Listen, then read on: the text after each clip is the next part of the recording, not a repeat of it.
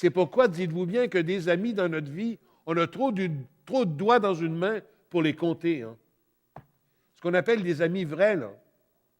Pas des relations avec qui je vais aller manger au Saint-Hubert barbecue. Non, avec qui je vais ouvrir mon cœur le plus profond en disant des choses que je dis à personne d'autre qu'à cette personne-là, parce que je sais quand même, c'est mon ami. L'Ecclésiastique, le livre de la Bible qui nous dit, si tu trouves un ami, tu trouves une perle rare. Pense-y bien. Là. Essaye de compter les amis dans ta vie. Pas les relations que tu as, je dis des amis. J'ai 72 ans. Et des amis, j'en ai juste 2. Ah, des gens qui m'aiment, il y en a beaucoup, beaucoup. Et que j'aime, il y en a beaucoup, beaucoup. Mais ce n'est pas mes amis. Un ami, c'est un autre soi-même. Un ami, c'est quelqu'un pour qui je donnerais ma vie, sans hésitation. L'amitié, c'est la plus belle chose qui existe sur la terre. Et c'est la plus rare. Mon Dieu, que c'est beau quand Jésus nous dit à la fin de sa vie, « Vous êtes mes amis. » Ça sort de son cœur. Ça sort de sa bouche à lui. Dieu qui me dit, « André, t'es mon ami. » Je ne sais pas qu'est-ce que j'ai de ce temps-ci, là.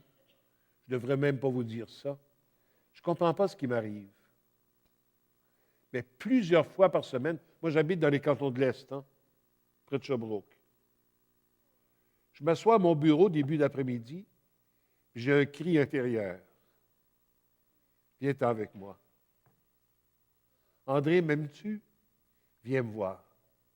Alors je lâche tout, je prends la voiture, puis je m'en vais à Sherbrooke. Je m'en vais à la chapelle des servantes du Saint-Sacrement, parce que je sais que le Saint-Sacrement est exposé toute la journée. Il est là, là. Jésus, il est là.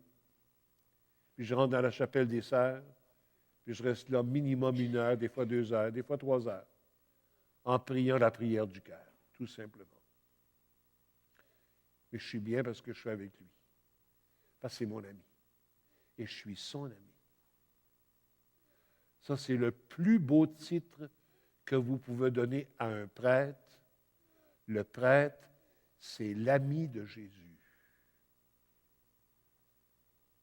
Est-ce que vous savez, quand vous dites à un prêtre, savez-vous ce que vous lui demandez? « Mon Père, voulez-vous prier pour moi? » On va traduire ça autrement. Vous êtes un prêtre, donc par définition, vous êtes un choisi de Jésus. Vous êtes un ami de Jésus. C'est donc, vous êtes plus proche de Jésus que n'importe qui parce que vous êtes un prêtre. Voudriez-vous prier pour moi? Ça se traduit, quand vous serez avec Jésus, voudriez-vous lui parler un petit peu de moi? Vous, il va vous écouter parce que vous êtes son ami. C'est pas rien, ça. Moi, ça me touche toujours profondément le cœur, vous savez, quand quelqu'un me regarde dans les yeux et qu'il me dit, « Père André, voulez-vous prier pour moi, s'il vous plaît? » Je ne peux pas répondre non, parce que l'Esprit Saint m'a donné le cadeau royal de la prière du cœur il y a une 30aine d'années. Donc, oui, madame, oui, monsieur. N'ayez pas peur. Jésus va me le rappeler. Tu as promis à telle madame de prier pour elle. Alors là, je continue la prière du cœur pour cette madame-là. Tant que Jésus ne me fera pas changer d'idée. Une journée, 2 jours, 3 jours. Je prie tout le temps prière du cœur pour cette madame-là, ce monsieur-là, ce jeune-là, ce vieillard-là, etc. Alors, comme il est grand, ce mystère qui nous habite.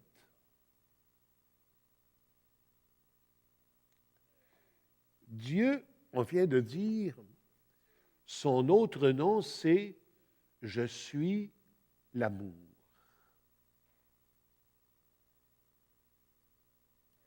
Et ce Dieu-là a été blessé par l'homme. Je viens de dire, il descendait au paradis tous les soirs, puis il allait avec Adam d'un ami avec son ami, cœur à cœur. C'était les années de bonheur d'Adam. Puis n'essayez pas d'imaginer ça, vous n'êtes pas capable. Dieu était l'ami intime d'Adam. Adam, l'ami intime de Dieu. Il y en a un qui n'a pas aimé ça. Il n'a vraiment pas aimé ça. Il a fait tomber Adam. Il a mis la révolte dans le cœur d'Adam. Puis Adam est tombé sous l'influence de Satan. Alors Dieu est descendu un soir au jardin, puis il ne trouvait plus Adam. Et ça, c'est le fameux cri. La première parole de Dieu dans la Bible, c'est celle-ci. Adam, où es-tu? C'est Dieu qui parle, là. C'est la première fois qu'il parle à l'être humain. Bon, Dieu ne fait pas semblant de dire « je ne sais pas où tu es, là ». Dieu sait tout puis il voit tout. Il sait bien qu'Adam, il n'est pas caché en arrière d'un arbre. Adam, où es-tu? Ça veut dire « mais dans quel état t'es-tu mis? Qu'est-ce qui t'est arrivé? Je t'avais fait si beau. Puis là, je te retrouve comme une boîte de puzzle tout en morceaux à terre. Là. Et Dieu se dit, si vous êtes devant l'icône de la Trinité, puis que vous êtes devenu tellement une âme silencieuse, vous allez entendre parler de vous. Ils sont en train de prononcer votre nom. Les trois sont réunis comme dans un grand conseil, puis ils se demandent, qu'est-ce qu'on va faire? Qu'est-ce qu'on va faire? Et là, vous regardez le Fils qui est tourné vers le Père, puis il répond, envoie-moi. Puis vous regardez les yeux du Père, ils sont dans ceux de l'Esprit Saint, pour que l'Esprit Saint vienne dans le ventre de la Vierge Marie, faire que le Fils va devenir un être humain, un Sauveur et Seigneur. Dieu m'aime, et Dieu m'aime, je disais tout à l'heure, en me respectant. C'est-à-dire, comment il va s'y prendre? Il y a un mot dans la Bible qui est là tout le temps. C'est comme la clé pour entrer dans toute la Bible. Et ce mot-là, vous le connaissez. C'est le mot alliance. Dans le mot alliance, il y a un verbe, se lier. Dieu va se lier à l'être humain par un moyen qui ne pourra jamais casser l'alliance de Dieu avec un peuple. Et c'est très intéressant dans la Bible, quand tu lis ta Bible, le cœur dans l'action de grâce, de voir que pour faire alliance avec moi, il a commencé par faire alliance avec d'autres avant. Il a voulu commencer par faire alliance avec un peuple. Attention, Dieu est étonnant dans ses choix. Il aurait pu choisir les Babyloniens. C'était du monde important, ça. Non, il choisit ce qu'il y a de plus petit, Israël. Dieu, il a une espèce de manie. Il choisit toujours tout ce qu'il y a de plus petit. Regardez-le faire. Il choisit le frère André de l'Oratoire Saint-Joseph pour la plus grande église en honneur de Saint-Joseph dans le monde. Il choisit Bernadette Tsoumirou pour la plus grande église mariale dans le monde. Toujours ce qu'il y a de petit. Quand plus c'est petit, plus le bon Dieu est intéressé. La petite Thérèse d'Enfant Jésus, le petit curé d'Ars, puis Charles de Foucault. Regardez-le maintenant. Là. Je termine là, avec une espèce de vol d'oiseau. Là. Vous allez me suivre. Les choix de Dieu. Puis ça ne s'explique pas. Ne cherchez pas à expliquer. Il commence par choisir Abraham. Ben moi, je ne l'aurais pas choisi. C'est un petit vieux. Il ne peut plus rien. Puis Dieu le choisit. Avec Sarah, qui a toujours été stérile, une vieille pomme toute ratatinée. C'est avec toi que je vais faire des enfants. Ensuite, Moïse, et puis David. Jésus va choisir les 12 apôtres, puis il ne choisit pas des médecins, des dentistes, puis des avocats. Non! Regardez-le. Il va choisir Jean Chrysostome. Il va écouter les larmes d'une femme qui s'appelle Monique pour choisir son fils qui va s'appeler Augustin. Il va choisir une femme qui s'appelle Thérèse d'Avila avec Jean de la Croix. Il va choisir une petite fille de rien. Elle s'appelle Jeanne d'Arc. Il va choisir un petit gars de rien. Il s'appelle François. Il habite à Assise. Il va choisir une petite femme de rien qui va parler à des cardinaux. Catherine de Sienne. Il va choisir une femme qui s'appelle Rita de Cachia. Vincent de Paul. Marie de l'Incarnation. Jeanne Mance. Marguerite Bourgeois. Thérèse l'Enfant Jésus. Jean-Marie Vianney. Don Bosco. Mère Léonie. Le frère André Bessette, qui va être canonisé dans quelques jours. Jean 23.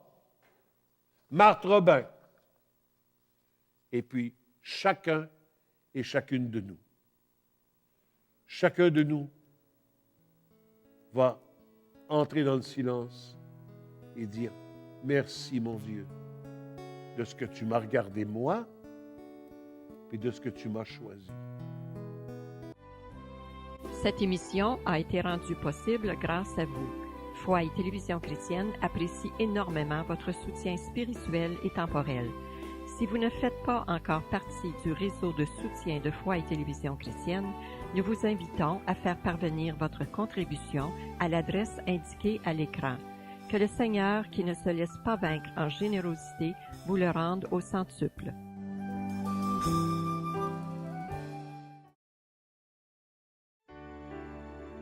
Que veux-tu que je fasse pour toi? Était le thème du congrès annuel de Foi et Télévision chrétienne avec l'abbé Jacques Kabengou, l'abbé François Kébouengué et le père Pierre-Olivier Tremblay. Ne tardez pas, procurez-vous ces DVD en faisant parvenir votre chèque à l'adresse indiquée à l'écran.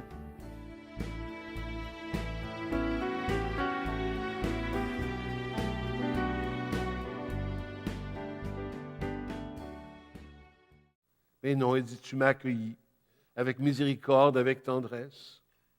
Puis ça, je veux te rendre grâce. Mais il dit, mon Dieu, que je comprends maintenant. Qu'est-ce que je donnerais pour retrouver mon garçon? Et là, qu'est-ce que je vois? Je suis en avant, moi, ici, là. Et je vois le gars qui est au fond, qui parle lentement, puis il s'en va, puis il arrive devant le monsieur. Puis il dit juste, « Papa, tu aurais dû voir ça. » Le père a hurlé. Il avait dans ses bras son grand gars de 50 ans, qu'il n'avait pas revu depuis presque 30 ans. Il criait, « C'est toi, Sylvain!